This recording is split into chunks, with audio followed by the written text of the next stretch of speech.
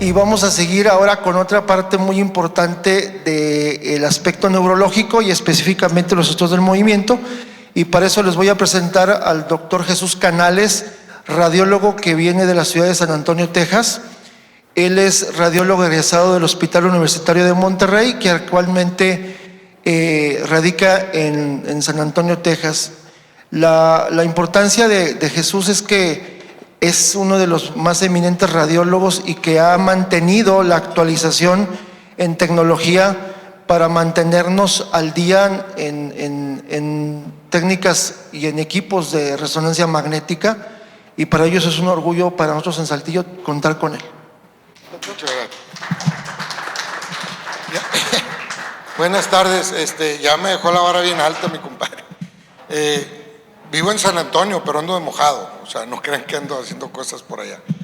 Y tenemos la fortuna de trabajar ya desde hace bastantito tiempo con el área específicamente de resonancia magnética, que ha sido mi pasión desde que terminé el entrenamiento en radiología. Y cuando me mudo acá a la ciudad de Saltillo, vi un gran nicho de oportunidad. Hablo alrededor de los años 90, empezando la década de los 90, no había resonadores, había un campo muy amplio para hacerlo. Entonces, bueno, dije, aquí soy, ¿no? Me dediqué y empecé de a poquito y he ido tratando de evolucionar con la evolución propia de los sistemas, porque como veremos ahorita, y yo sé que he sido precedido por excelentes pláticas y por verdaderos expertos en el área, mi plática no va a versar en cosas muy específicas, sino básicamente siguiendo la amabilidad de mi compadre en decir, vamos a trabajar, yo lo pienso así igual, con la siguiente generación, que son los que nos van a curar a nosotros, bueno, a todos nosotros. Entonces voy a tratar de llevar por un camino a lo mejor un poquitín fuera de lo estándar académicamente hablando, pero la finalidad es básicamente establecer con qué estamos jugando, qué es lo que tenemos en la mano para poder establecer nuestro trabajo diario. Hablamos yo lo pienso de la manera local, donde las limitaciones de servicios son amplias, aquí no es la capital del país o ciudades de gran concentración, donde hay hospitales que tienen todo el dinero del mundo. El tener un resonador de campo alto de 1,5 ya me dejó 3 stents, ya traigo 3 stents porque es una tarea muy complicada. Cuando uno no está en una institución dependiendo de ella, llega a ser muy complicado. Un par de ejemplos de pacientes con enfermedad de Parkinson. Bien, aquí yo sé que ya se ha hablado mucho, no me voy a meter en aspectos clínicos, estadísticos, etcétera, porque yo sé que ya los verdaderos maestros ya lo han estado platicando durante todas estas pláticas. Bien, perdón. Antes la prehistoria, digamos, de 1817, cuando Parkinson hace su descripción, podemos encontrar, hay unos artículos excelentes, donde dicen que ya en los tiempos muy remotos había menciones muy parecidas a lo que ahora hacemos como menciones clínicas. En algunos casos a mí me llamó mucho la atención que incluso la medicina hindú tenía ya una planta para dar un tratamiento. Estamos hablando de más de 1000 años antes de Cristo. Ya tenían ellos definido un concepto para esta enfermedad, incluso un tratamiento. Después, pues sigue evolucionando. Hay un periodo oscuro, digamos, donde no hubo un avance importante, no hubo descripciones, o al menos no están documentadas, y quizá tiene que ver porque hubo muchas guerras, hubo mucho problema social en Europa, que eran los que mantenían, digamos, la batuta al respecto. La descripción por Parkinson y el hecho de que el epónimo como enfermedad de Parkinson lo acuña Jean-Marie Charcot. Cuando leía toda esta historia y parte de la prehistoria, me daba cuenta que en la época que James Parkinson trabajaba sus cosas, había mucha gente paralelamente trabajando y con ideas a lo mejor diversas, y a veces coincidían y a veces no coincidían, y tenían de por medio siempre un status quo, y tenían que respetarlo y tenían que mantenerlo. Eso era parte del entorno en Londres para que el doctor Parkinson hiciera su trabajo y es como ahora revisando la bibliografía moderna nos damos cuenta que sucede casi lo mismo. Encontramos una inmensidad, es un mar, es un océano gigante de información, de artículos, de información, de reportes, de información de casos. Es una manera muy diferente de manejarla en un país de primer mundo que uno de tercero y uno de cuarto. Entonces, son esfuerzos que, al igual que James Parkinson hizo en su momento, nosotros, cada uno en su trinchera, trata de hacerlo de la mejor manera. Tratamos de tener aprovechado el limonero. Si me dio Dios un limonero, y nomás me alcanzó por un limonero, dicen en San Antonio los gabachos, dicen que los mexicanos usamos limón hasta para embarrar el pelo, lo cual a veces es cierto, es completamente cierto. Entonces, el limón, si me dio para limones, pues vamos a ponerle al pelo y vamos a tratar de hacer con lo que se tiene lo mejor posible.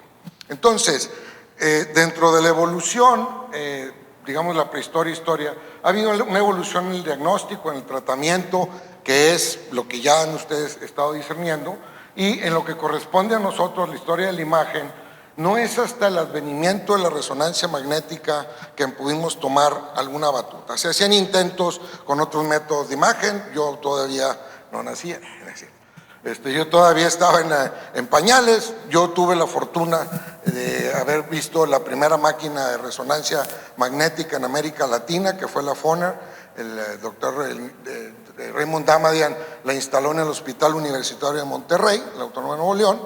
Me tocó era estudiante yo en ese entonces, pero francamente era una cuestión muy inspiradora, y entonces vimos o fuimos testigos de cómo la tecnología se estaba empezando a asentar en la tarea de todos los días, de todos los médicos, de todas las especialidades.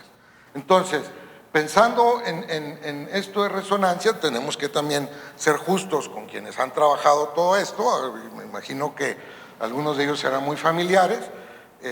Todos los procesos han llevado por una vía de evolución, una vía de evolución que finalmente va a llegar, insisto, a lo que conocemos como imagen seccional, la tomografía axial computada y después la resonancia magnética, que es la que ha sido, digamos, un parteaguas en este sentido. El espectro electromagnético nos concede la oportunidad, mediante la combinación con procesos electrónicos y eléctricos y electrónicos, de transformar todas las formas de energía a imagen. Todas las formas de energía que conozcamos, de imagen, van a tener un sustento en una forma de energía. La tarea entonces era de todos estos descubridores o creadores de todos los métodos de imagen. Básicamente consistía, y sigue todavía en la actualidad, en saber aprovechar y saber combinar y saber, ahora sí, de nuevo el limón, sacar lo que tienen a la mano. Hay carreras comerciales, hay carreras científicas, hay siempre gente compitiendo uno con otro, instituciones con otras, pero de alguna manera se busca siempre un objetivo. El objetivo va a ser, insisto, determinar por medio de la resonancia magnética, que aquí está ejemplificada, por medio, ahorita lo explicaré con mejor detalle, todas las posibilidades que tenemos a la mano, porque eso es básicamente lo que nos va a mover. Está entendido, lo han hablado ustedes en estos días y lo conocemos de facto, que hay otros métodos de imágenes que son quizá mejores y que tienen todavía mejor calidad para el diagnóstico, y que son las piedras angulares actualmente. Sin embargo, lo oí ahorita con la plática de la doctora y los comentarios de los doctores, este es un país diferente, donde las cosas no llegan a todo mundo. No todo mundo, no hay un PET, SPECT, no hay una resonancia de 3 Teslas en Saltillo. Qué bonito, yo lo quisiera, una, de verdad, pero ya no tengo coronarias, o sea, ya me voy a quedar tronado si me aviento a invertir en una cosa de esas. Entonces, con lo que tenemos que hacer uso de toda la tecnología que tengamos a la disposición. Esta diapositiva la he modificado ya varias veces porque va creciendo el área del campo, ultracampo alto, como le quieran llamar. Mucho de esto se va quedando todavía, se va quedando en el área de la investigación. Sin embargo, cada vez es más, y ya en países de primer mundo, hay áreas donde ya están haciendo trabajo clínico de resonancias de 7 teslas, por ejemplo. Muchos de los papeles, de los papers que leemos al respecto de cualquier área de la resonancia, siempre hablan de campos gigantescos. Cuando llegué yo a la sede de San Antonio me ofrecieron un trabajo como investigador en un hospital, en el Metodista en San Antonio, pero íbamos a trabajar con una resonancia de 9.2, por eso lo pongo, que no son muy comunes, y que eso depende de la marca comercial. Acuérdense que esto es básicamente como, perdón el ejemplo, pero tener un carro. O sea, hay un carro que es mejor que el otro por ciertas características y otro que es peor, y todos tienen unos conceptos generales y básicos. En la actualidad, los medios clínicos, digamos, se encuentran en el rango de 3.0 hacia abajo. Todavía hay, y cada vez hay más demanda de ello, aunque parezca inconsciente o poco probable. Resonancias de muy bajo campo abiertas se necesitan, hay mucha obesidad, hay mucha gente que ya no cabe en el magneto, aunque el magneto la casa comercial te lo abre ahora de 60, 70, y hay una que ya trae 80, aún así hay gente que no cabe. Y tenemos que ver cómo nos acomodamos por acá y tratar de sacarle un poquito de información a ese paciente, ¿va? Entonces, la realidad no solamente de México, el número de México es incierto porque nosotros estamos, digamos, invadidos por el mercado secundario.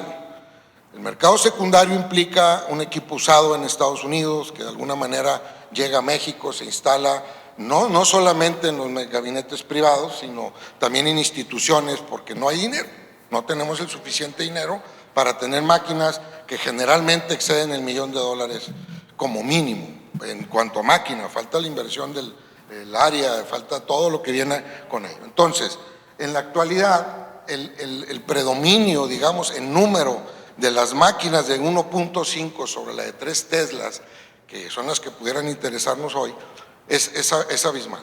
Hay una cantidad enorme de máquinas de 1.5 contra una cantidad reducida, concentrada de nuevo en sitios donde pues hay un montón, millones más de mexicanos que no va a alcanzar. No alcanzarían los números que me quieran decir de 3.0 que hay en México para ver a todos los pacientes. Entonces, hay que redistribuir el trabajo y hay que, de alguna manera, tratar de saber cómo vamos a hacer nuestro trabajo, cómo vamos a llegar a lo práctico. Mi compadre Bernal me decía, trata de tocar temas prácticos, rápidos, perlitas, cosas que sean de todos los días, más allá de cosas que siempre parecen, en mi área siempre hablan de ciencia ficción, ¿no? Está brutal eso, pero ¿eso cuándo, no? ¿Cuándo lo vas a bajar a la tierra? ¿Cuándo vas a bajar ese balón al campo? Entonces, insisto, la idea de todo esto es que podamos darle la mayor capacidad de servicio a la mayor cantidad de gente. No se trata de mantener en una élite operativa lo que se tiene, pues, ¿no? Ahorita tengo la fortuna de atender al Seguro Social por 6º año consecutivo, y entonces llegas y dices, bueno, esta es una gran oportunidad, y al ISSSTE, y tengo varios contratos con el gobierno, es una gran oportunidad de crecimiento en el sentido de poder darle atención a todo el mundo. ¿Cómo hay que darle esa atención? Pues primero, sabiendo cómo es la máquina con la que estamos trabajando. Y hablo de parte del clínico para acá.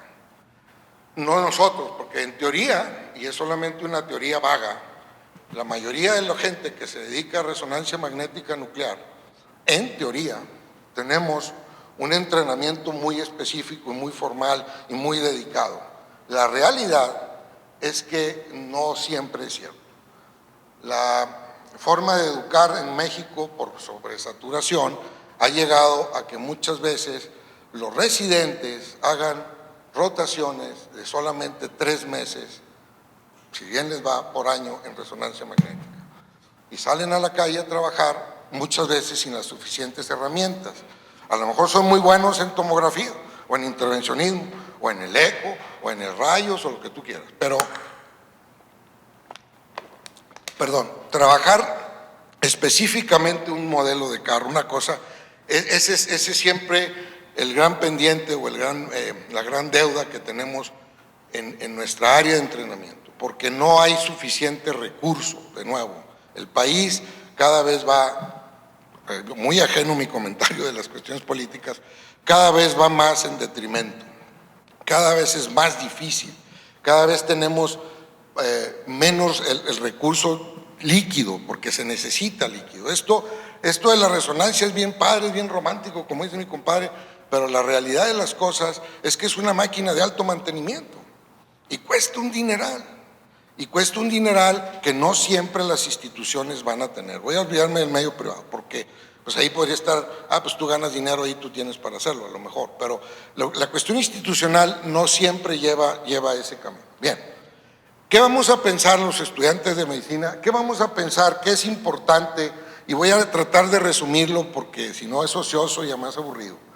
Lo que nos interesa aquí es que la combinación de los factores que proporciona la resonancia magnética, que no lo hace la tomografía axial, que sí lo hace de alguna manera el PET y el SPECT, es que te proporciona una inmensa cantidad de capacidades. Podemos evaluar efectos biológicos, podemos evaluar una excelente imagen anatómica, podemos tener determinados ciertos parámetros funcionales, no solamente en neurología, hablo en general de la resonancia, porque también hay otras áreas de... necesitamos trabajar un poquito en esto, porque la realidad, como decía ahorita la doctora con su excelente plática, es que a veces llega una orden, ella decía que cuántas veces habían hecho de tal manera alguna cosa. La realidad es que aquí a veces también llega así, llega una orden en blanco. Llega una orden en blanco o una costumbre peligrosa que además de inútil no lleva ningún sentido, es que ahora le ponen todas las secuencias que quieren que lleve el estudio. No me las digan, o sea, realmente nosotros pues nos la tomamos a cotorreo, cotilleo, nada, ¿para qué? Porque además de que no es necesario, no son puntuales, porque además, y ahorita lo vamos a ver, para atender un paciente de Parkinson, una enfermedad de este tipo, se requiere de ciertas secuencias, no es todo lo que quieran, no es todo el menú, no vamos a tener el tiempo suficiente. Un paciente que generalmente tiene un temblor todavía adentro del estudio, que es difícil de manejar, no podemos estar haciendo la ristra de secuencias que entonces parte de esta plática va a ir encaminada ahí, a buscar cuál va a ser la mejor receta operativa para lo que hacemos del día a día. Más ventajas, lo mismo, parte de lo mismo, es un método no invasivo, te genera una capacidad multiplanar y tridimensional directa, ahorita lo veremos. Evalúa propiedades tisulares, me da, insisto, una excelente resolución anatómica y vamos a poder, esta es palabra clave, porque esa es la aplicación del celular. Ese es el que me va a hacer que la foto salga más bonita, el que va a hacer que el filtro sea mejor. Los chavos se lo saben mejor que yo, pero o sea, hay filtros en el Instagram que no tiene el TikTok y que el TikTok tiene, etcétera, etcétera. Siempre hay variantes porque todo esto está determinado en una máquina por vía de la computación, por vía de la electrónica y el postproceso de software. Inevitablemente, desde el punto cero de partida de la resonancia, todo pasa por un proceso de software. Entonces, no voy a entrar en mucho detalle, lo importante es conocer cómo se van armando las secuencias. Los entrenamientos que teníamos nosotros cuando empezaba todo esto, nos obligaban a diseñar junto con los maestros, a diseñar las secuencias en base a los parámetros que te proporciona la máquina. Ahora ya no, ahora la casa comercial viene, te deposita y te deja un montón de protocolos que muchas veces distan de ser prácticos, y lo hemos demostrado. Yo tengo una resonancia Siemens, tengo otra General Electric y trabajo muy arduamente con las casas comerciales para poder determinarlo. Y te das cuenta, y ahorita lo van a ver, cómo a veces las cosas se tienen que modificar. ¿Cuál es el objetivo? Tener un mejor contraste, tener una mejor resolución espacial, que eso es muy ocioso, es técnico, y sobre todo mantener una velocidad de estudio constante. No es válido, ya no se puede, es muy difícil mantener a un paciente dentro de un magneto que le está doliendo algo, que tiene algún síntoma, que se siente incómodo por más de 30 minutos. Es verdaderamente caótico. Los estudios cuando iniciaban eran 45 minutos, una hora.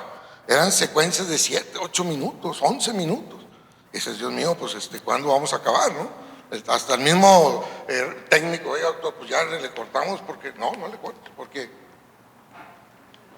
esto es lo que necesitamos. Bien, estas capacidades, va de nuevo, las va a proporcionar una computadora que está inmersa en el sistema, que es la que va a transformar la energía y la señal en una imagen que finalmente vamos a poder analizar. Esa es la ruta para todos los métodos de imagen. Y en eso, pues secuencias hay un montón, todas las que ustedes me quieran decir. Cada vez nacen diferentes, cada vez los trabajos de investigación se van generalmente en producir secuencias nuevas, en las combinaciones de todas ellas, para poder obtener el resultado deseado. Sin embargo, no todas las secuencias, insisto, van a ser útiles para todo. Y ahí es la tarea, ahí está la tarea en determinar qué es el menú que vamos a utilizar. Depende de la marca comercial, es el nombre que le dan. Hay algunas cuestiones graciosas ahí, por ejemplo, el Fiesta, famoso para las cuestiones de los pares craneales, pues es Fiesta porque así le puso General Electric. En Siemens se llama de otra manera, en Philips se llama de otra manera, en Newsoft se llama de otra manera, sin embargo es lo mismo. Entonces hay algunas que toman notoriedad, como las básicas, las clásicas, digamos, el T1, el T2, el FLIR, etcétera. Y ahora vamos a ver cómo algunas de ellas nos van llevando a lo que viene en el futuro. Bien, son ejemplos básicos de lo que son las secuencias básicas, de nuevo, para los chicos, para los estudiantes. La secuencia de T1 es con lo que empezó todo, el T1, el T2, la secuencia de densidad de protones o densidad protónica, y luego empezó a salir el FLIR, y empezamos a tener ya una categorización y empezamos a individualizar las cosas, empezamos a mover un poquito el asunto y empezábamos a entender, o tratábamos de entender, cuál era, para qué nos servían mejor las cosas. Yo recuerdo muy empezado mi entrenamiento, pues los maestros llegaban y te decían, pues checa el T2, ya, estás batallando, o sea, si brilla ahí, pues es patológico. Y luego, no, pues ahora chécate el FLIR. Y empezábamos a crecer conociendo las características de cada una de ellas.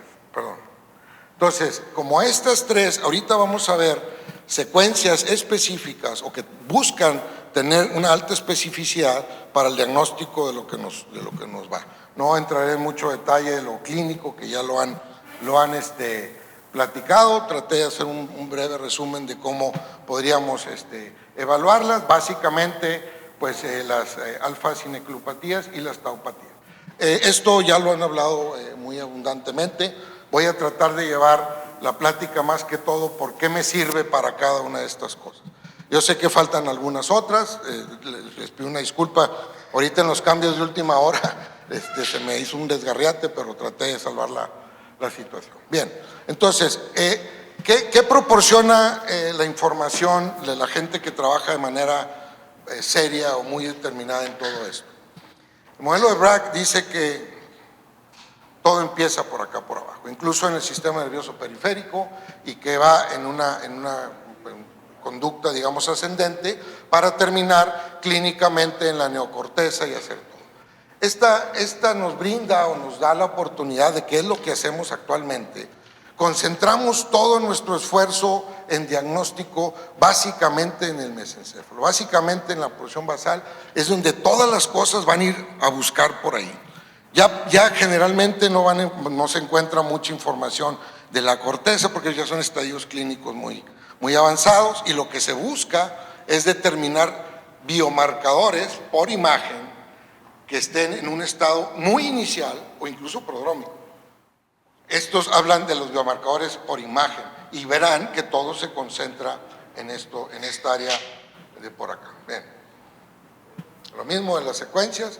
¿Con qué contamos o cómo vamos creciendo? En la actualidad, pues tenemos secuencias dependientes de T1, FLAIR, T2, algún otro tipo de volumetría, la densidad, la difusión, contractografía, algunas formas de perfusión, cosas de magnetización, de transferencia de magnetización. Esta en particular, que ahorita ahondaré en ella porque es una maravilla, que es la secuencia de susceptibilidad, el SWI, SWAN, o como le quieran llamar, que es una secuencia muy particular que ha dado muchos dividendos en esta cuestión de las... Entonces, sin embargo, también evolucionamos, el enter es aquí, ¿verdad? También evolucionamos en determinar volumetría. La volumetría es un método que no todo mundo le queda bien. Para que esto sea válido y sea útil y sea práctico, tiene que tener la misma cantidad de información por cada uno de los lados del voxel. El voxel es la unidad de imagen. La máquina transforma, se me borró esa diapositiva, de donde está el núcleo del hidrógeno girando, lo toma la antena, todo lo que ya sabemos por la física de la resonancia. No entraré en eso, en mucho lío. Eso es pues una plática para el otro curso, compadre. Entrar en eso es saber que la transformación de Fourier lleva todo a un formato digital. Va a transformar esa energía de los átomos de hidrógeno que recepciona la antena cualquiera determinada, por la velocidad que quieran, en el número de canales que quieran, en la forma digital o anal, lo que sea, lo va a transformar a un formato digital, que es lo que vemos. Lo que vemos en la pantalla es un montón de voxeles, que son píxeles, digamos, volumétricos, que para que esto sea útil tienen que tener la misma dimensión por cada uno de sus tres ejes. Si no, no funciona. ¿Y por qué es importante la volumetría? Ahorita lo hablaremos, veremos cómo la evolución, se puede hacer volumetría en todas las secuencias que queramos. ¿A qué? A cambio de que no me cueste 9 minutos la secuencia, que no me cueste ni 7 minutos. Nosotros trabajamos muy duro todos los días, porque además de que tenemos al seguro, que ustedes ya saben que es una filita de pacientes, tengo que hacer las cosas en el menor tiempo posible, con la mejor calidad diagnóstica posible y que me vaya a servir para lo que vamos a ver en un futuro en esta plática. También tenemos otras herramientas como la difusión. La difusión no solamente es el mapa de traza o el mapa ADC.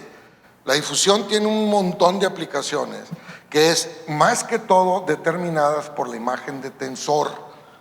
La imagen de tensor es una cuantificación de la actividad de la difusión en determinado paciente, determinada área.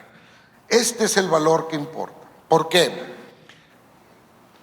Todo esto ha evolucionado, como ustedes lo pueden ver en muchas otras áreas de la vida, a cuantificar. Todo va a ser cuantificable. Todo tiene que tener un parámetro cuantificable y todo tiene que tener un rango basado en una cuantificación. Para que yo diga que algo es normal entre tanto y tanto, es una cuantificación determinada por miles de pacientes, verlo repetido en miles de pacientes. Entonces, la imagen de tensor, que es la que nos proporciona mediante todas las formas de medirlo, la difusividad radial, la axial, el factor de anisotropía, la traza, etcétera. Estos son los parámetros que hablan de una actividad. Visualmente no existe, y yo sé que existen radiólogos, neuroradiólogos y gente que es súper capaz y tienen todo el conocimiento del mundo, pero no, la capacidad del ojo, la capacidad del cerebro no rebasa a estos parámetros. No hay forma de ser más eficientes que la cuantificación. Y de todas estas combinaciones, pues derivan ya pues, la tractografía y todo lo que ustedes quieran medir y ver. En algunos de los parámetros que veremos adelante está inmiscuida la difusión. Y entonces, ahí viene la primera pregunta. ¿Todo mundo sabemos evaluar la difusión? La respuesta triste es no, y me incluyo. O sea, de alguna manera tenemos que empezar a caminar, porque es una herramienta que tengo aquí en la máquina, que la tiene aquí la Concha, que la tiene el Muguerza, que la tiene todo el mundo. La pregunta es, ¿a dónde la vas a llevar? ¿La vas a llevar a solamente que lo vean? Y voy a hacer otra aclaración. Esto requiere de un postproceso. Requiere que el tipo encargado de la máquina, sea técnico, médico, especialista o no, se siente un ratito a postprocesar las cosas. Todavía tiene una dependencia del operador. Si el operador es bueno, bueno. Si el operador es malo, o si no tiene interés, no, pues es que a mí me gusta más lo musculoesquelético, que no me ponga al hospital a hacer tractografías, porque pues no le voy a dar. Esto se va a ir resolviendo, como lo veremos ahorita, con parte de la evolución natural de la vida. Bien, aquí voy a hacer una pequeña pausa, voy a hablar de la secuencia SWI, es uno de los métodos, digamos, asequibles y lo que tenemos muy a la mano, que es sumamente útil. Sumamente útil, pero también quiero aclarar o quiero desmenuzar un poquitín, no voy a entrar en sus parámetros físicos, son complicadísimos y no tienen ningún sentido. Simplemente entender varias cosas. ¿Para qué me sirve? Va a explotar la diferencia en la susceptibilidad magnética de compuestos como la sangre en cierto estado férrico, el hierro o el calcio en formato diamagnético, ¿verdad?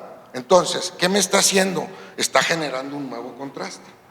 Porque la tarea de la imagen, la imagenología, se basa en determinar un contraste para ver lo normal de lo anormal, lo vecino del otro lado, etc. Por eso la tomografía requiere medio contraste para poder generar esa diferencia en la señal, pues en la imagen.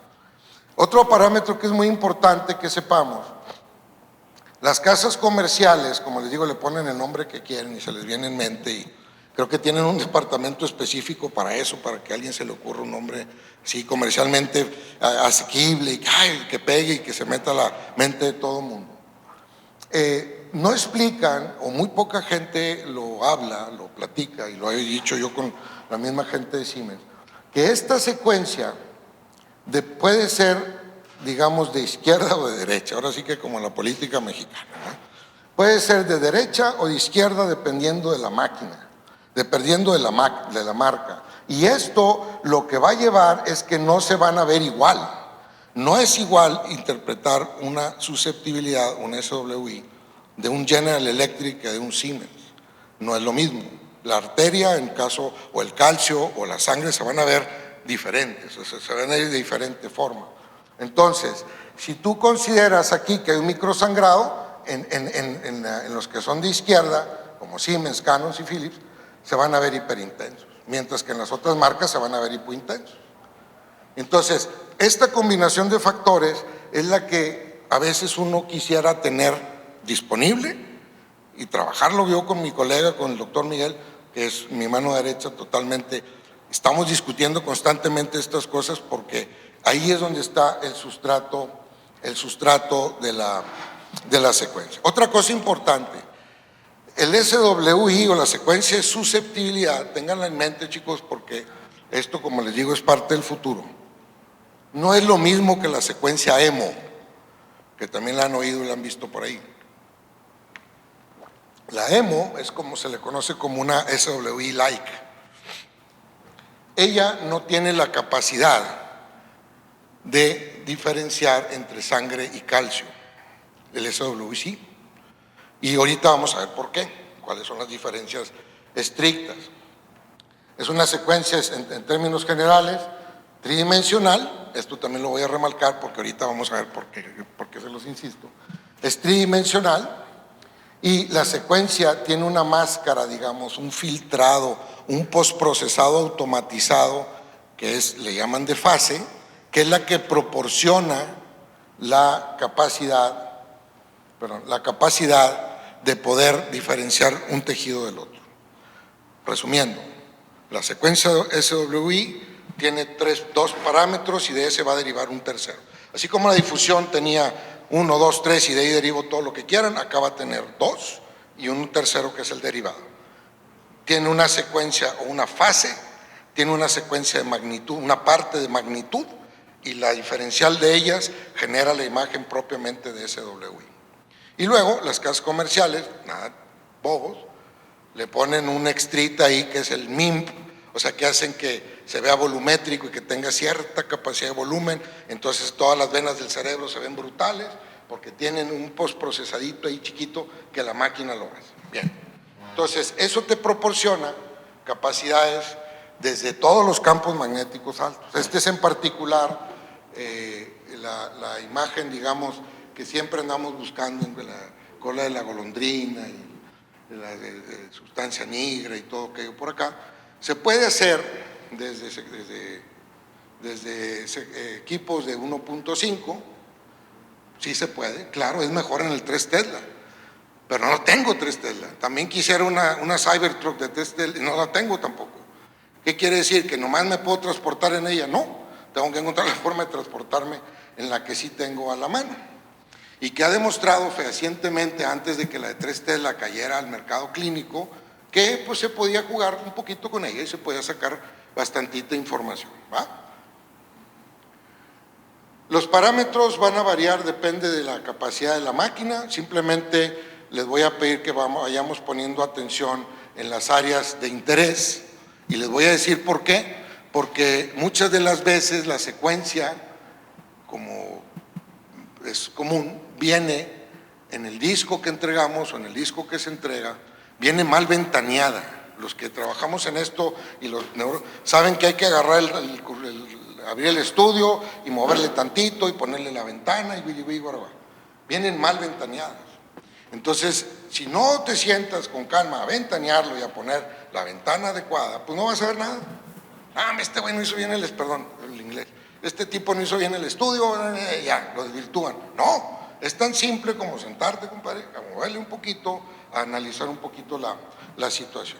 Bien, de ello podemos derivar áreas anatómicas específicas, insisto, como el tiempo es corto y la plática es larga, no entraré en muchos detalles, pero sí quiero que vean la sensibilidad para poder determinar áreas determinadas de la anatomía que más nos interesa para cuestión del diagnóstico de la enfermedad de Parkinson y enfermedad de trastorno del movimiento.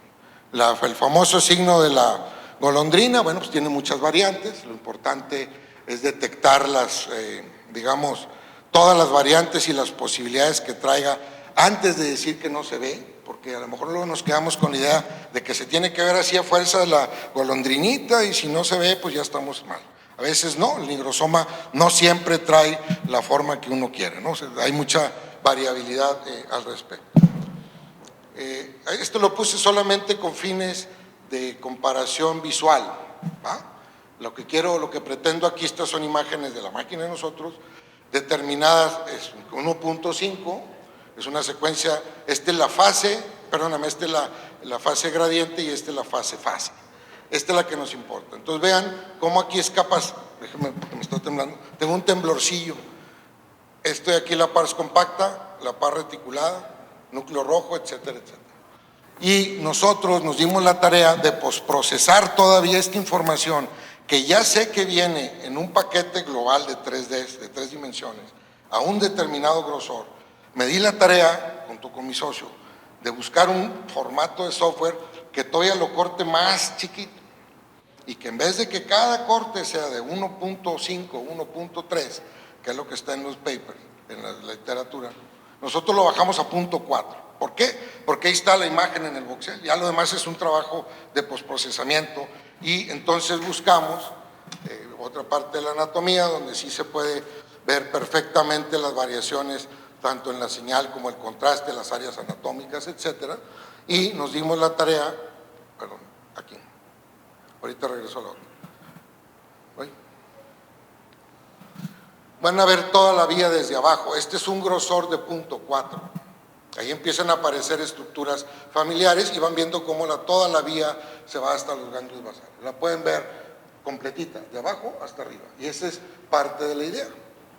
Aquí ya lo hemos hecho, esto lo hacemos de manera rutinaria, siempre y cuando se nos pide, ando buscando un Parkinson.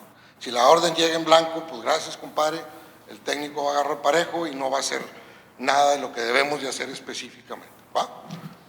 esa fue la magnitud. Ahora vean, la misma vía desde abajo, en un formato en fase. Fíjense cómo las estructuras van a ir apareciendo bonitas, blancas, hiperintensas, va subiendo toda la vía, la van viendo hasta arriba.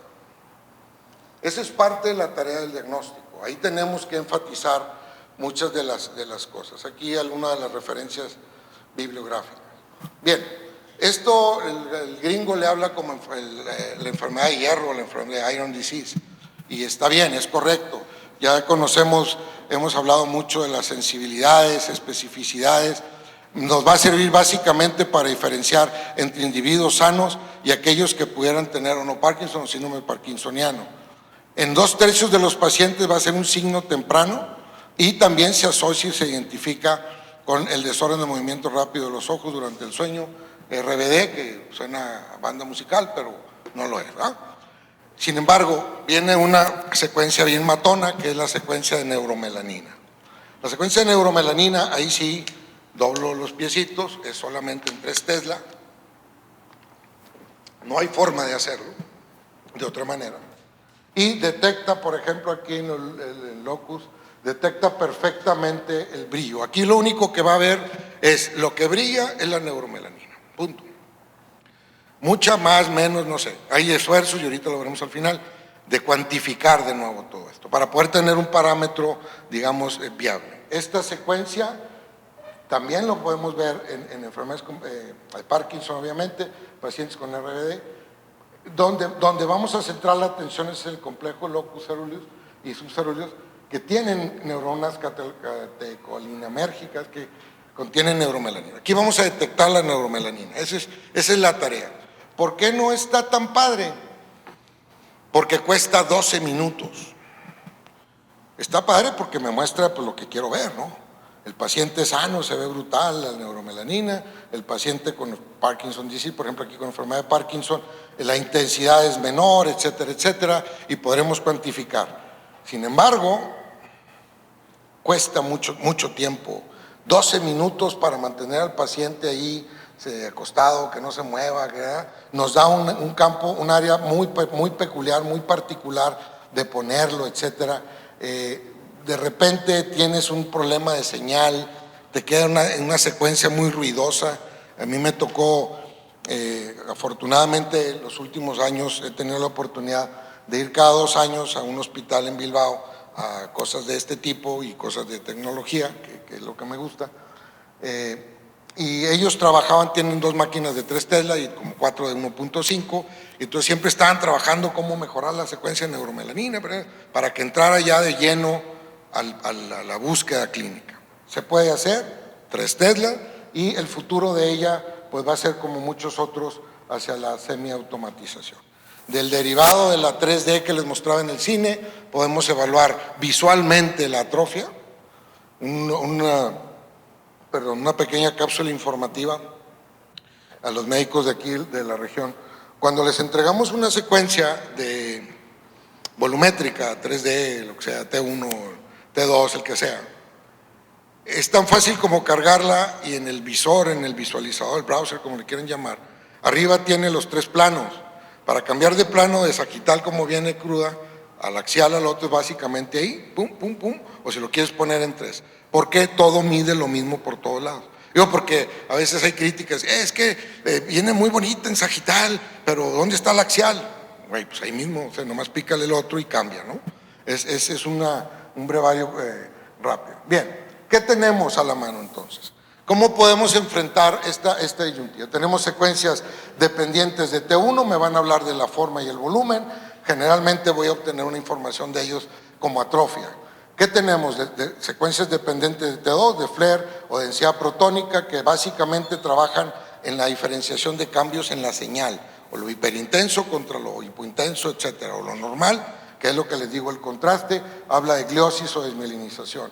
Tenemos el dependiente de T2 estrella, que es el EMO, y básicamente el SWI, que nos evalúa la carga de hierro y de calcio, dependiendo cuál de ellas utilicemos.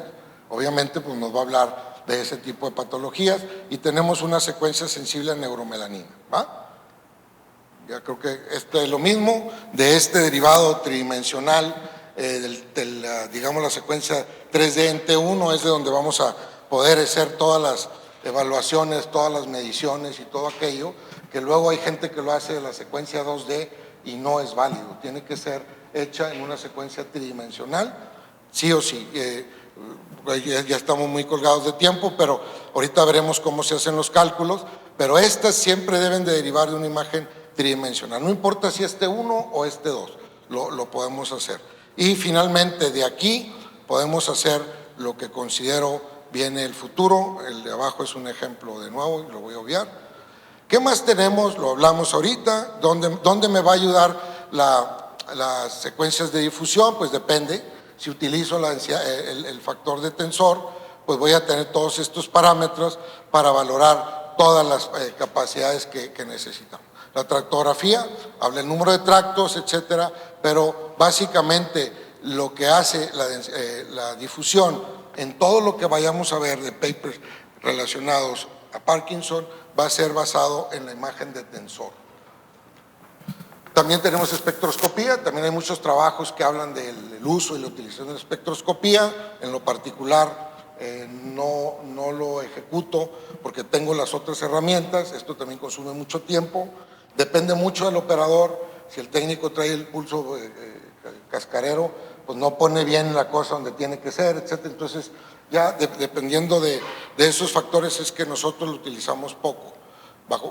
Igual la cuestión de las resonancias funcionales, que esto básicamente trabajan en relación a la capacidad de movimiento del oxígeno, y las secuencias de perfusión. Ya en muchos lados están preconizando la utilización del, digamos, llamémoslo así, la perfusión sin contraste, porque la cuestión de nefrotoxicidad de los contrastes, etc. Entonces, ha ido mejorando mucho esto por acá. ¿Para qué nos sirve esto? Determinar un biomarcador por imagen, pues hay ciertos niveles, como todo en la vida, en donde dependiendo de lo que vayas avanzando es más fuerte su correlación.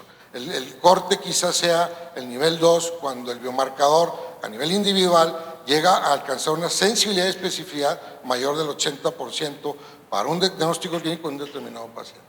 Esto pues es parte de la idiosincrasia actual en donde tratamos de buscar cosas que nos sean sumamente útiles. Bien. ¿Para qué queremos la volumetría? Primero tenemos que excluir otras causas de parkinsonismo, no específicamente el Parkinson. Tenemos que ver que no hay encefalopatía vascular, desmielinizantes, tumores, etcétera, etcétera. Y también nos sirve para detectar signos o parámetros de medición de síndromes parkinsonianos, lo ven aquí, son los clásicos signos y medidas y todo lo que vemos de siempre, que por lo general van a ser normales en Parkinson. Entonces ahí haces un corte, ¿verdad? Lo que sale anormal aquí, muy poco probable va a ser Parkinson, ¿va? Son las medidas que les decía, básicamente, las tenemos que hacer en una secuencia volumétrica. Son las clásicas, aquí la puntualización, ya esto todo el mundo lo conoce, lo lee, lo revisamos, no hay mucho énfasis en él. Básicamente hacer una serie de medidas de manera manual, dependiente del operador, en donde clásicamente usábamos esta de acá y que si el valor desde 13.56 es patológico. Y luego, en el 2018, aquí les pido una disculpa, se empalmó. En el 2018 aparece ya una versión más establecida, con mayores parámetros, con mayor exactitud, etcétera, etcétera. ¿En dónde los vamos a usar? Básicamente, sabemos que en Parkinson no va a haber ninguna modificación, pero sí lo va a haber en parálisis supranuclear progresiva o atrofia multisistemas. En la parálisis supranuclear progresiva veremos en la imagen convencional que puede haber una pérdida de neuromelanina, también va a haber una pérdida de la hiperintensidad de la sustancia negra con disminución del señal, o sea, muy parecido al Parkinson, pero con cambios morfológicos adicionales. O sea, ya tenemos un segundo parámetro para usar. También hay descritos por ahí el signo del pingüino o el colibrí, que habla del el aplanamiento, digamos, del tegmentum mesencefálico, o el signo del Morning Glory, que es el aspecto cóncavo, básicamente, del margen lateral del tegmentum mesencefálico. Muy específicos, poco sensibles. Algunos ejemplos: tomar la medición. Para esto, para obtener esta imagen así de chula y bonita, hay que sentarse en la máquina y agarrar la volumetría y girar un poquitín el cursor para que te salgan los pedúnculos como tú los quieres, para poder medirlo. Tiene ciertos condicionantes, no nomás es cualquiera.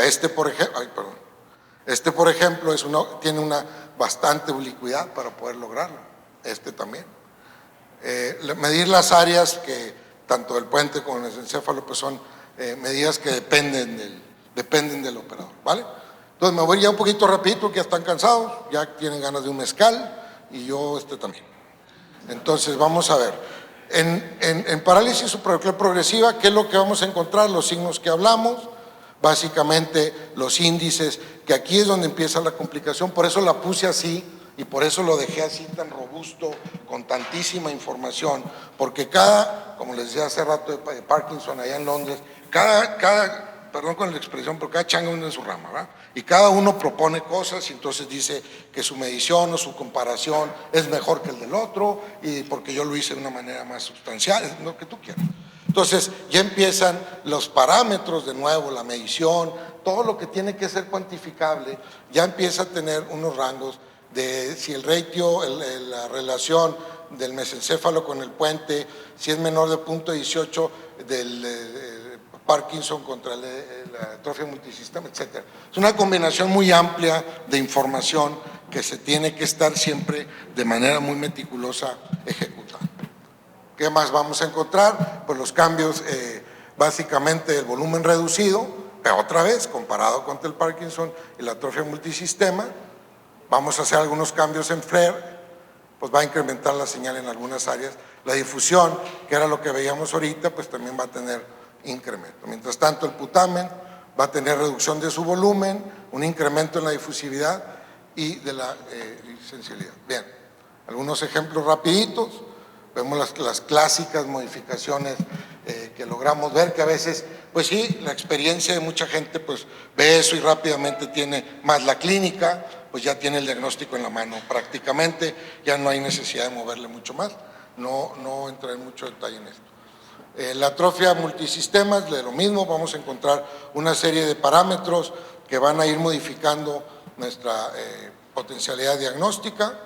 Vamos a tener una pérdida de volumen en los pedúnculos cerebrales, básicamente con una alta señal en algunos de los casos y aquí esto medido por la imagen de tensor incrementado, ¿va?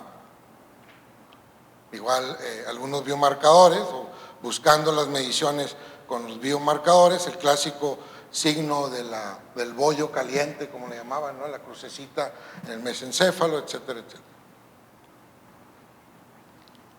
Unos casos por ahí bastante severos con la variante cerebelosa o aquí el crossbone que siempre está a la mano. Bien, ya voy a terminar, les prometo, ya es poquito lo que me falta. Todo esto que hemos hablado tiene ahora, cuando leía la historia de todo este rollo me enfrentaba ante la idea del romanticismo de la época clásica, la época de oro, y yo creo que hoy viene un cambio de nuevo. Todo el trabajo que han ejecutado muchas áreas de investigación, dependientes de nuevo de un sistema derivado de un proceso computacional y de postproceso, nos ha ido llevando ya desde muchos años atrás hacia obtener la cuantificación tanto de volumetría de superficie, determinar el volumen, determinar el grosor cortical o superficial, etcétera, por vía de un proceso semiautomatizado y ahora actualmente ya automatizado. Ya no está como teníamos, yo tengo amigos aquí y en muchos lados que conservan una colección gigantesca de discos y CDs. Bueno, ya está el Spotify, o sea, ya. Esto va a llevar, o creo yo, va encaminado a tener un proceso automatizado derivado de la dependencia de un operador, de la dependencia de un tipo que haga las cosas adecuadamente para poder tener un fruto. Esto va a venir a sustituir. yo sé que han hablado en muchos lados de la cuestión de la inteligencia artificial. Yo ahorita en nuestra práctica, nosotros usamos un análisis estadístico basado en Voxel, y entonces nosotros ya le pedimos que me calcule de manera automática. Yo solamente ejecuto bien el estudio, mando el estudio, lo subo a la nube, se los deposito, ellos en cuestión de un par de horas, 5 horas algunos. Todavía es experimental, todavía es una cuestión que no genera dinero, está a punto, así, 5 para las 12 de generar dinero, basado en esto. Viene todavía el hecho de esto lo va a tomar la inteligencia artificial. Sí o sí, es inevitable, porque todo lo que ustedes ven en una resonancia, en un PET, en un SPECT, en un eco, en lo que ustedes quieran, es una imagen digital. Y eso lo va a tomar de alguna manera el proceso de inteligencia artificial. ¿Eso es riesgoso para nosotros? Pues no, yo no lo veo de riesgo, yo creo que todavía esto es controlable de alguna manera si tienes el interés. Todos los chavos que están ahorita, que veo puros chavitos de como 16 años, ¿no? ¿Cuántos años tienen? ¿Como 20? ¿Todos los chavitos? Ya están macizos, ya están macizos. Todos traen ahorita, y pudiera ser un ejercicio interesante, al rato que ya estén con el mezcal en la cabeza, ¿cuánta información traen en su celular, de lo que hacen todos los días? ¿Cuánta información buscan? Ya, olvídense del libro, ellos ya van y le preguntan al Google. Ya Siri es como su hermanito, su hermanita, ya es más importante Siri para ellos que muchas cosas. Y le van y le preguntan, diagnóstico diferencial del Parkinson clínicamente, y chingales, ay, muy bien, ¿no? Soy un genio, ¿no? Todos esos procesos están ya ahorita, y si no podemos controlar su gusto musical, por ejemplo, sí podemos ayudarles a que toda esta información les venga de lleno y les caiga bien y la tomen adecuadamente, porque todavía toda esta información, ahorita les pondré un par de ejemplos, que recabamos nosotros, toda esta información todavía requiere que me siente yo, radiólogo, hablar con el clínico y decirle, oye, brother, trae una atrofia en tal lado y tal, fíjate que todavía, pero es una manera más eficiente de decirle que está más atrófico el hipocampo izquierdo, voy a decir una barbaridad, que el derecho, porque lo tengo cuantificado, lo que hablamos hace rato. La medicina, al menos en la radiología y en muchas áreas, pasó a ser basada en evidencias, bueno, clínica primero, basada en evidencias, y después basada en cuantificación. Hay hasta journals completos de medicina cuantitativa que hablan de todas las áreas habidas y por haber. Insisto, eso va a dar un paso a hoy que estamos aquí platicándolo muy bonito y todo, en un año, 2, 5, la próxima que me invite mi compadre, espero que sí, pero no haberte aburrido mucho. Y esto ya va a estar muy asentado. Tiene una velocidad vertiginosa. Los cambios que se obtuvieron de la descripción de Parkinson's para acá tuvieron periodos muy grandes, iban evolucionando, pero iban caminando lento porque la tecnología era escasa y no había muchas posibilidades. Esto le está poniendo un turbo absoluto a la situación. Entonces, esa secuencia que les cacareé mucho del SWI, que es muy padre y que todo, ahora la tendencia es a llevar eso a un postproceso todavía basado en la computación y generar lo que se conoce como mapeo cuantitativo de la susceptibilidad.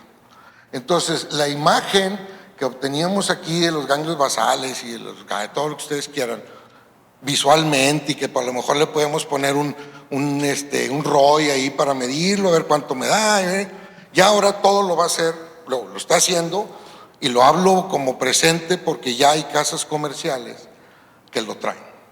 Y lo que sigue es que Siemens, General Philips, ¿verdad?, vayan a los centros grandes de investigación y le digan, doctor, hombre, mire, vámonos a Cancún, y ahí le platico de una secuencia nueva que traemos brutal, que no es más que esta, que está libre, gratis en todos lados ahorita todavía. Sí, compadre. Mira, de la doctora, luego me van a acusar. Va a llegar a su casa y van a decir, hueles a hombre. No, al revés va a ser yo. La cuantificación, entonces, Va generando parámetros que al final van a ser un parámetro estadístico, medible y estadístico. Y entonces ahí sí, ahí ya no vamos a tener argumento para decir, no, no es cierto. ¿Cómo no? Pues ahí está, ahí evaluaron 60,000 pacientes normales y otros tantos Parkinson y otros tantos lo que tú quieras. Este es el futuro inmediato. Esta es una de esas imágenes. Mapeo por cuantificación de susceptibilidad. Estuvo en los trabajos de investigación años, no lo pelaban, los pobres investigadores ahí andaban dando tumbos. No fue hasta que algunos de ellos obtuvieron grandes dinero del gobierno de Estados Unidos y de Europa, sobre todo en Europa. Yo estas cosas las fui a conocer a Bilbao. ¿Por qué? Pues porque ellos tienen otra conciencia evolutiva de la educación y de todo el trabajo y todo el rollo, ¿va? Incluso el índice parkinsoniano por resonancia ya lo puedes subir y te lo calcula la máquina. Ya no tienes que andar midiendo y que el angulito y que quítale y que el pedúnculo y que a lo mejor me quedo chueco y que ya lo subes y te va a dar de nuevo todas las capacidades, todos los parámetros que tú quieras medir, te los va a determinar de manera semiautomática y ahora ya automática para que tú solamente veas el resultado final, ¿no? Hay la gente que dice, es que esto nos va a sustituir. Pues no, yo no, realmente no creo. Yo no creo que el futuro sea así de terrible como la película de Will Smith, que el robot y que se bajaba y que le golpeaba todo. Estos chavos son muy, muy buenos para todo lo que tiene que ver con tecnología y van a ser mejores cada vez porque todas se las van a ir poniendo más fácil. Este es otro ejemplo. Nosotros con este análisis por voxel mandamos una secuencia volumétrica de T2 bien hecha como ellos la piden, con los parámetros exactos y que tengo que hacer que mida 6,000, perdóneme, ya ni 6, ahorita ya la bajamos a 4 minutos, una volumetría T2 que por Siemens venía en un Space T2 venía como de 8 minutos, 7 minutos y tuvimos que trabajar hasta recortarlo y entonces basta con que nosotros le mandemos, entonces ya te va marcando parámetros cuantitativos y te va diciendo si hay una disminución de volumen de tal y tal, ¿va? Estadísticamente. Esta compañía, insisto, yo trabajo con ellos desde hace como 7 años y 6 años, que fue la primera vuelta a Bilbao, están en España y ellos, pues yo le mando mi casuística, ellos están alimentando de un montón más de hospitales y de centros de imagen de todo el mundo, entonces están alimentando una base. Similar a lo que hacemos con Google. Todo lo que Google oye está alimentando a la base de datos, al monstruo, está alimentando a la bestia, pues, como decía alguien, ¿no? Están dando toda la información, todo lo que subimos y ponemos y que decimos, y todo eso está alimentando una base, así está esto. Todos los estudios que van cayendo van generando una imagen generada por voxel que inevitablemente va a ser el futuro. ¿Por qué? Porque no hay suficientes máquinas en los países en desarrollo, no hay suficiente dinero en países como el nuestro para que todo mundo tenga acceso, yo creo que ustedes lo ven en la clínica diario, que tenga todo mundo acceso a una resonancia de campo alto.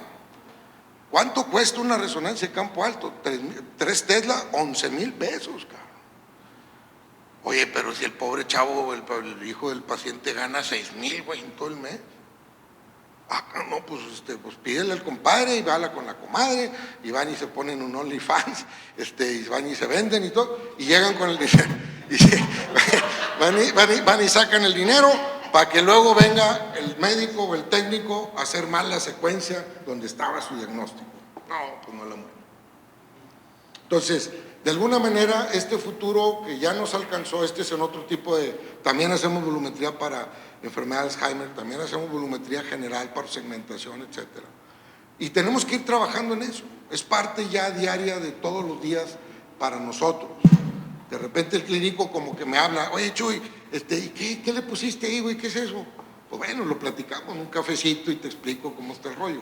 Pero no hay que temerle, hay que dar el siguiente paso, porque esto inevitablemente es el futuro que nos espera. Muchas gracias por su atención.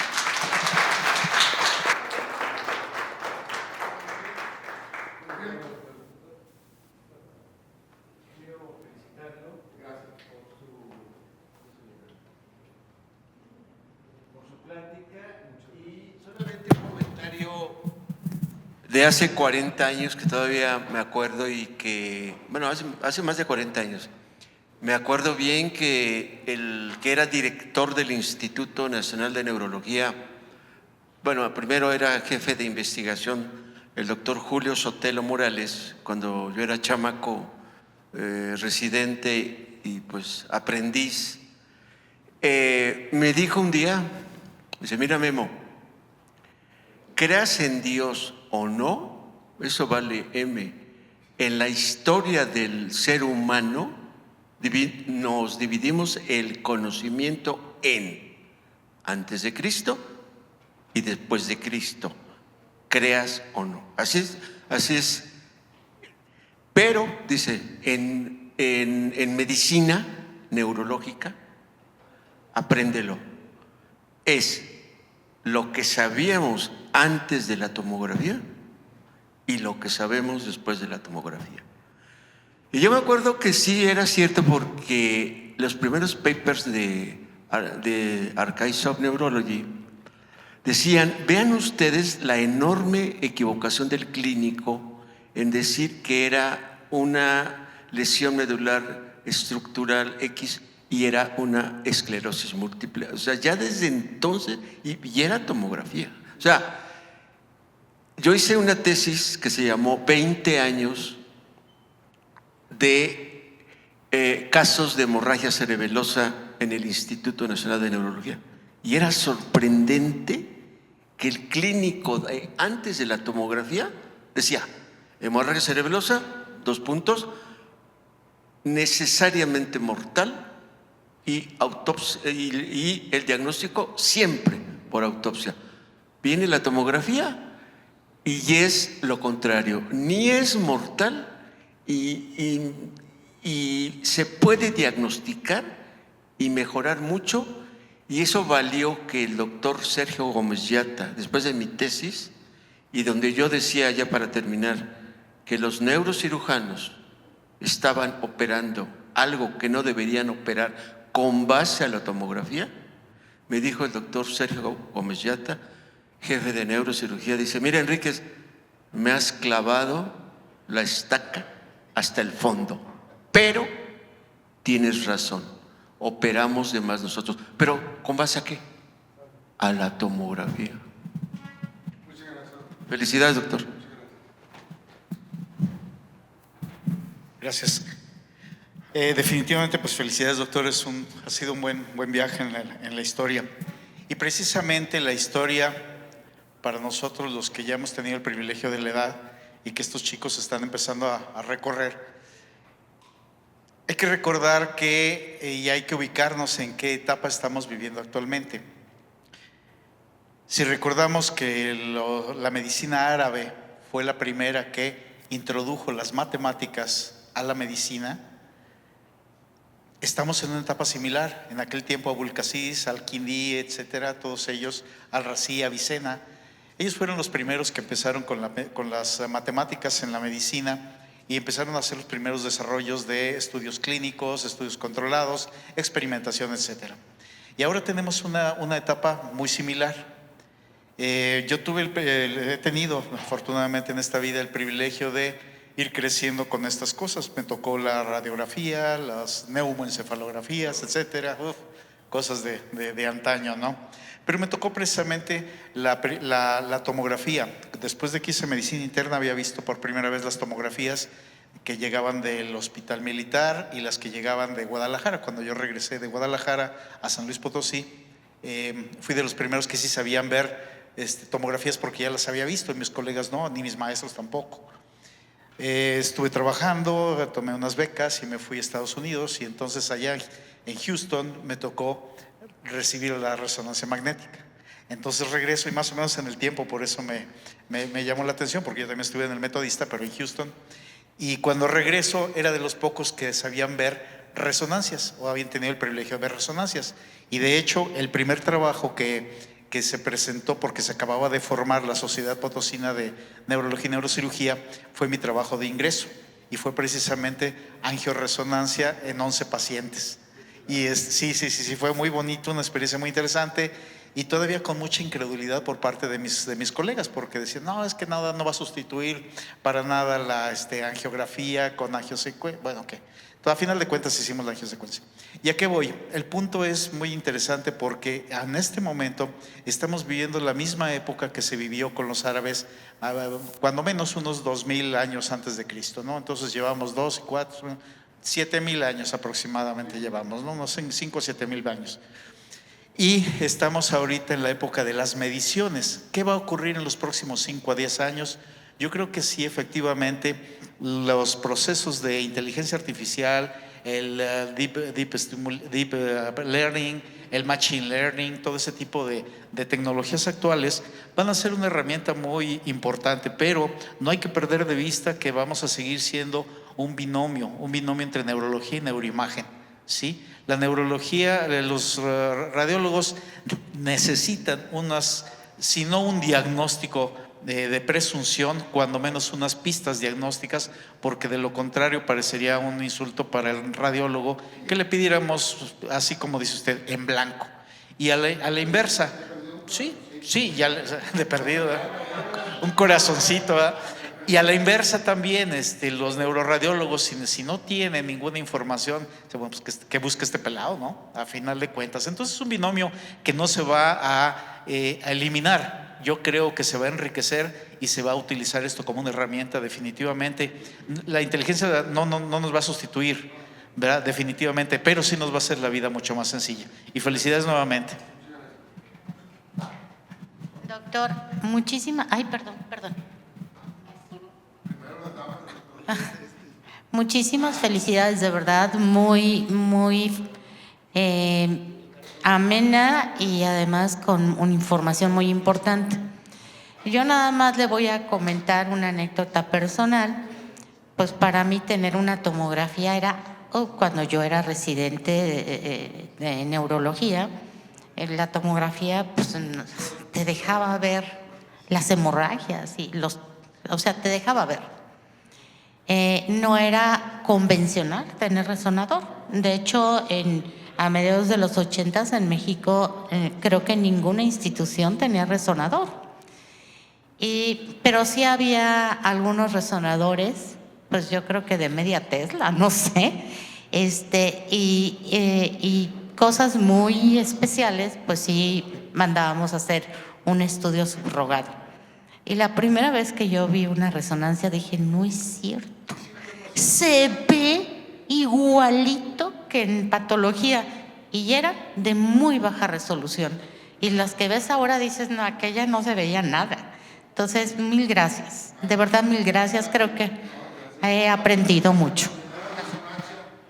La primera resonancia, el doctor Raymond Damadian llegó a Monterrey por vía de una alianza política con una gente muy importante, de Villeto, ya saben, y tengo la interna dicha de ver que era mi maestro, el doctor Guillermo Elizondo.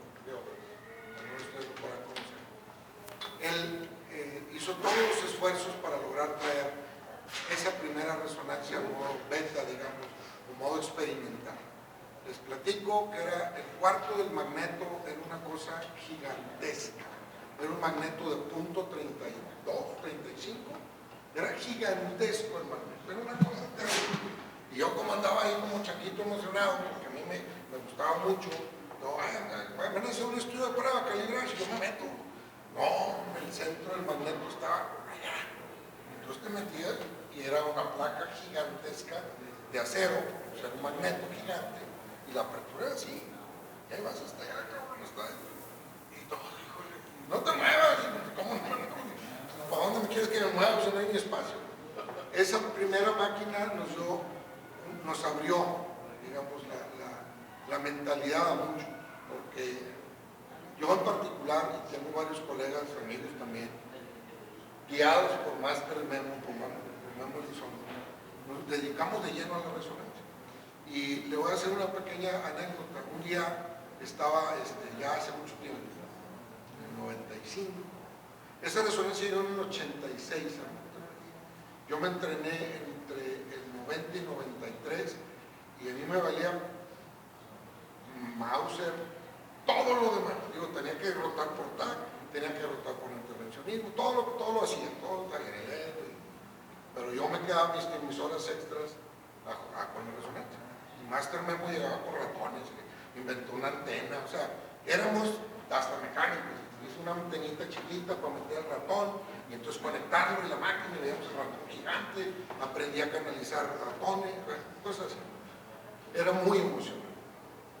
Salgo del entrenamiento, me quedo por azares del destino, más bien la señora me jaló y dijo, aquí te quedas. Y una vez platicando con él estaba viendo un show era de National Geographic y estaban hablando de la resonancia magnética. Estoy hablando desde 1990, no que ser el 95 como el 96, 96. Ya había mucho lado, ya no era nada. Y te digo, oye vieja, ¿y donde me vaya comprando una de esas?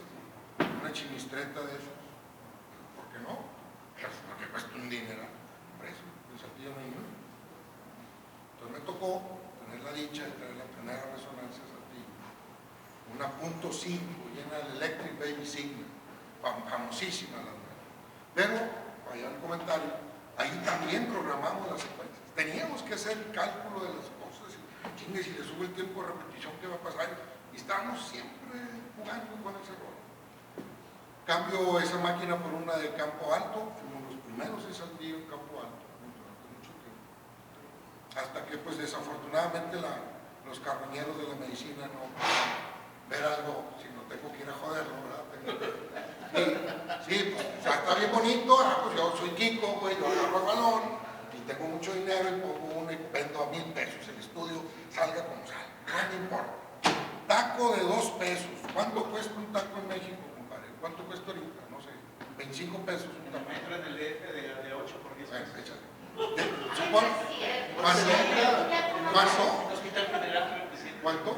8 por 10 pesos. Ok, imagínate de qué es esa carne. Son tabletas. ¿De qué es esa carne? O sea, ¿de qué es esa resonancia de $1,000, güey? ¿Cómo vas a poder creer en una resonancia de $1,000? El tipo tiene, el técnico, que generalmente está manejado, tiene 40 cabrones en fila y ya lo están presionando y sácalo y nomás 15 minutos y caemos en eso. Es nuestra triste situación económica. Estados Unidos un estudio vendido sin seguro de gastos médicos cuesta $3,000. ¿Qué pasa? ¿Qué pasa? O sea, un tipo que tenga una resonancia así como de, oh, pensé que yo sería millonario, pero mega millonario, ahorita no va a tener que pagar los salarios de los técnicos. ¿Por qué? Porque así es las cosas. Sin embargo, creo yo que debemos de seguir y decir, ¿cómo? Nomás tengo esa máquina, bueno, tengo otra chiquitilla, es lo que tengo. ¿Cómo? A ver, clínico, ¿cómo le hacemos? ¿Cómo nos ponemos de acuerdo? ¿Con mezcal o café? ¿Cómo quieres que me ponga de acuerdo? Como tú quieras, nos ponemos de acuerdo, pero ayúdame, no es lo mismo, yo se lo digo a mis técnicas, yo aprendido en España, ellos manejan mucho la radiología clínica, la imagenología clínica. Entonces las máquinas tienen lo que es la caja de todas las secuencias, todo lo que viene para trabajar, ellos lo tienen por diagnóstico clínico. Entonces dicen, tengo un protocolo para epilepsia que es diferente al de esclerosis múltiple, que es diferente al de tal, que es diferente si ando buscando una MAP, que si una malformación de lo que tú, es diferente. Yo aprendí eso. Y dije, qué cabrón, están buenos, ¿no? Y me lo traje, no se los robé, lo pedí prestado, nomás. Me traje todos sus protocolos y llegué y agarré a Siemens, y la máquina que tengo la compré directamente de Siemens, no del mercado secundario. Y dije a los picudos de Siemens, vente, siéntate conmigo, vamos a sentarnos. ¿Por qué tú, que eres el experto super top de me cuesta un dineral, no me pusiste estos parámetros? ¿Por qué me dejas así? O sea, ¿de qué se trata? Yo todos los días trabajo con ellos y claro, además de radiólogo, yo estoy pensando siempre hablaba de trato de ver lo más importante del paciente es la clínica. No le damos más escala. Lo más importante, no puede ir a la cabina de la resonancia, vengo de Soriana, me voy voy a tomar unas fotos de monedita con mi novia. Eso no puede ser acá. No puede llegar de la calle y me trepo, güey, sin madre la cabeza.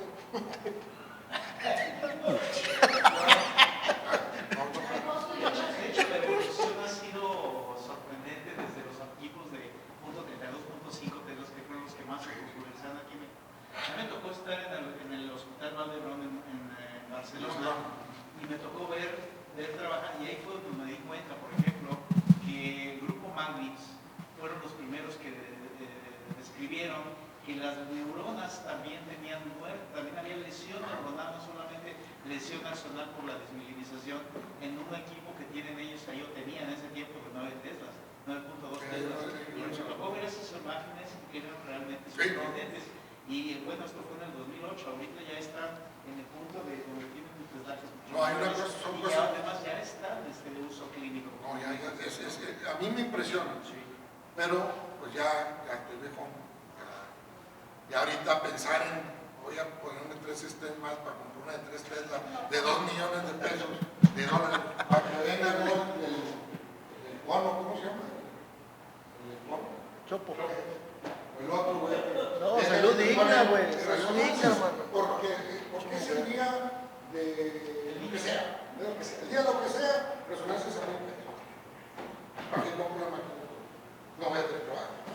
La gente no tiene dinero. No hay forma.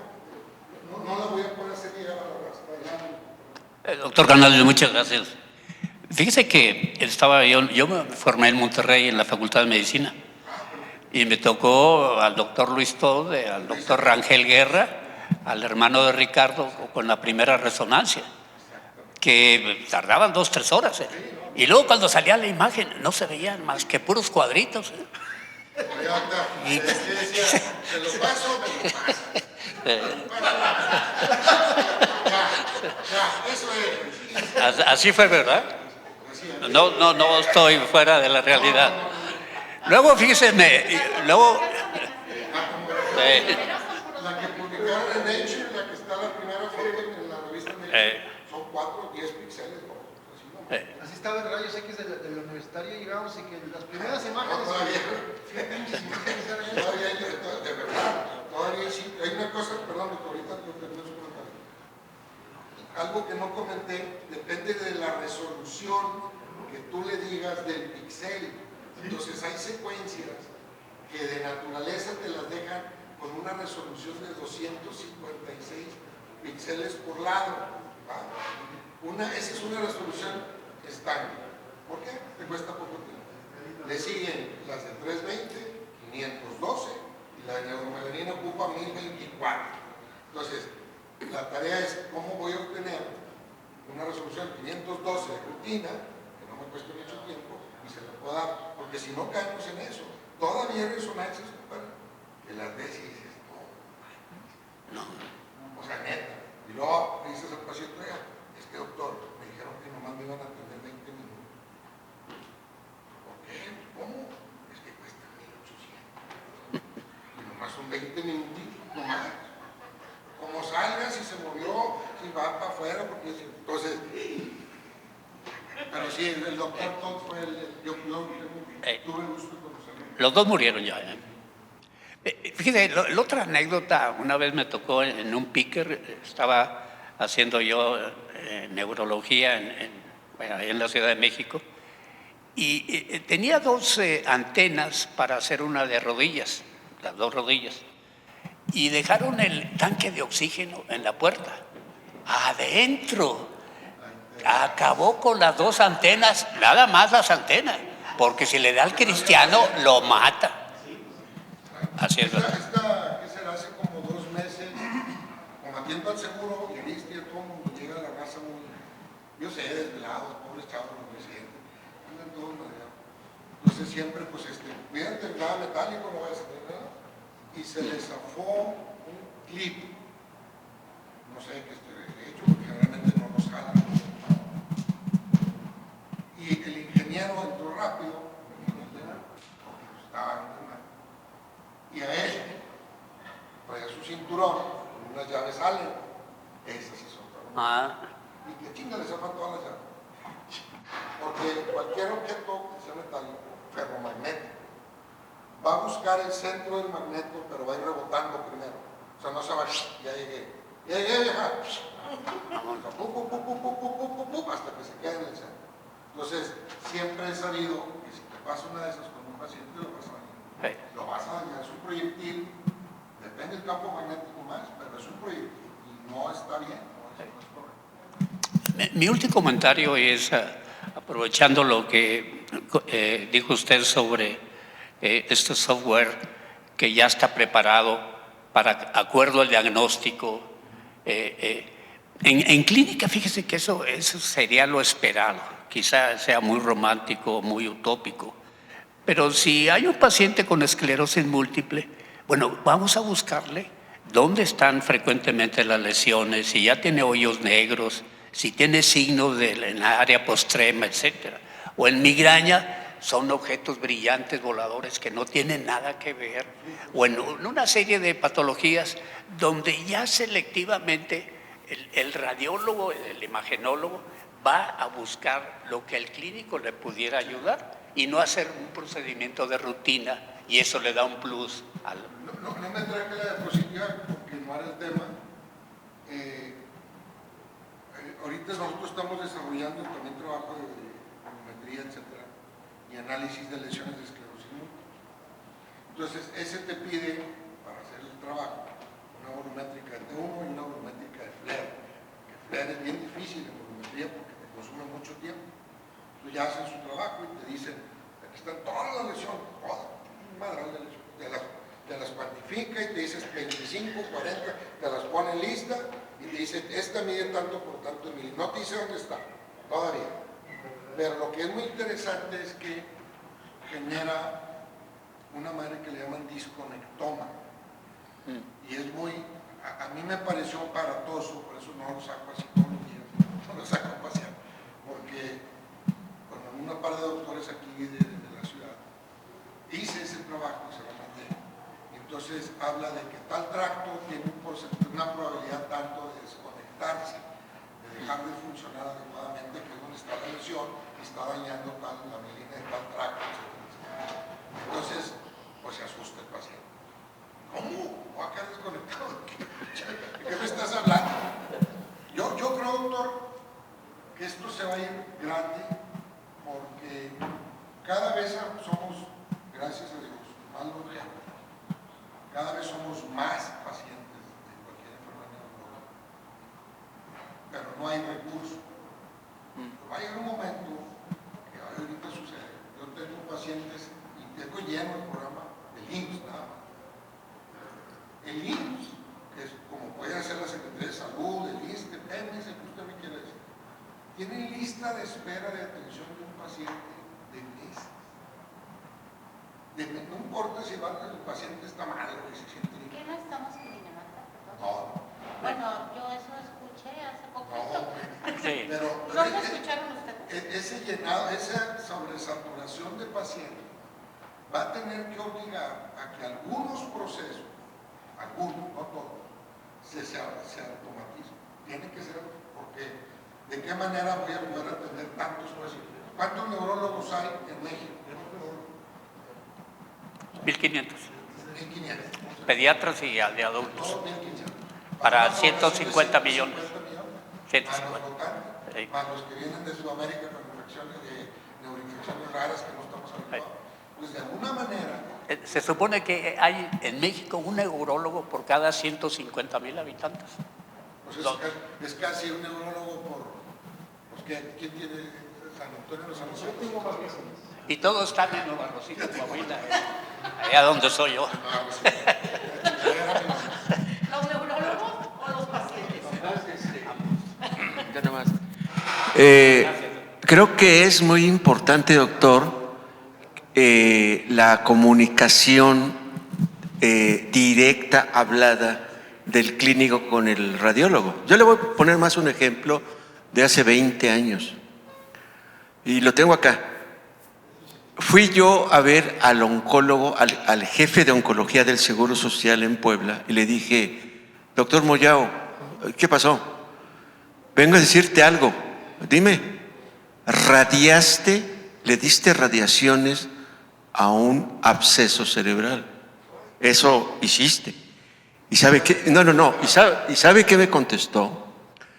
Dice, bueno, amiguito, dice, mira, acá en el Seguro Social, si tú tienes tiempo para ir a platicar de tu caso con el radiólogo, te felicito. Yo no. Qué bueno que lo tienes, ¿eh? Gracias. Así. Pero le dieron radiaciones a un absceso por no comentar el caso con el radiólogo. El hospital de Bilbao es un grupo que se llama OSATEC y ellos administran para la pública, para la salud pública en el País Vasco. Ellos tienen, no estoy seguro si unos 60 o 70 resonadores desde 1.5, 3 y ya tienen 2 de 7 Tesla distribuidos en los hospitales de Bilbao, de San Sebastián, etc. Todo por ahí. Y ellos son una empresa privada, o sea, no privada, que le vende al gobierno. Entonces, pues ¿cuándo les vas a ganar? Nunca, tienen todo el poncho. Entonces, ellos, la herramienta más dura, nomás hacen resonancia. No te meten contacto, no les van a... Cada hospital tiene su departamento de rayos y astral de resonancia. Y entonces ahí es donde yo me voy a entrar. Cada 2 años trato de ir 2 meses. Junto, no como. Ganas mucho, cabrón. Cada 2 años. Y lo que creo yo ellos consideran su mejor valor es que tienen un sistema PACS, un sistema de comunicación entre los consultorios y el gabinete, el área de imagen, impresionante. Yo he visto a los gringos, he estado en los hospitales que son muy buenos, excelentes. El PACS gringo es fabuloso. Su legislación también, y es por el comentario, que los españoles tienen una mayor flexibilidad en las cosas. Yo pienso, y se lo decía uno de mis maestros, digo, maestro, pues que en esa flexibilidad está el radión. Ya sabes tú, güey, que no debes de dejar de hacer esto. Ya sabes, así dice la regla del hospital de trabajo, que tú tienes que poner el diagnóstico clínico sí o sí, por el medio de la universidad. No lo haces, pues es tu bronca. Va a ser tu problema. Entonces, cuando interpretábamos ahí, nos sentábamos, veíamos el paciente Jesús Canales, buen día, y te salía muchos sistemas para toda la información clínica, toda. Y del laboratorio, de patología, y de todo el expediente estaba ahí, fabuloso. ¿Por qué? Pues es que evitan, y eso es evitamos que el clínico, cualquiera que este sea, cualquier especialidad, se tape con su mismo cuerpo. O sea, el clínico, oye, yo creo que es una bomba. Porque sí. Mira, el vato viene de Guatemala, le gusta comer los tacos de chile. Trae fiebre, le empezó de repente, salió con una prueba positiva acá abajo en el gordo. Pues, ¿ves la lesión? Pues es una bomba. El pobre radiólogo, el que sea, ve una lesión y tenemos esa maña, chica, los gamos que nos enseñaron, diagnósticos diferenciales inmediatamente. A lo mejor no es ameboma, a lo mejor es otro bicho, y donde estamos inventando una listona acá. No, bastaría con que el clínico me dijera, compadre, viene de Guatemala, le gusta comer taco. Viene de Puebla. Para que no vea nada de eso. Es mexicano. Muchas gracias a todos.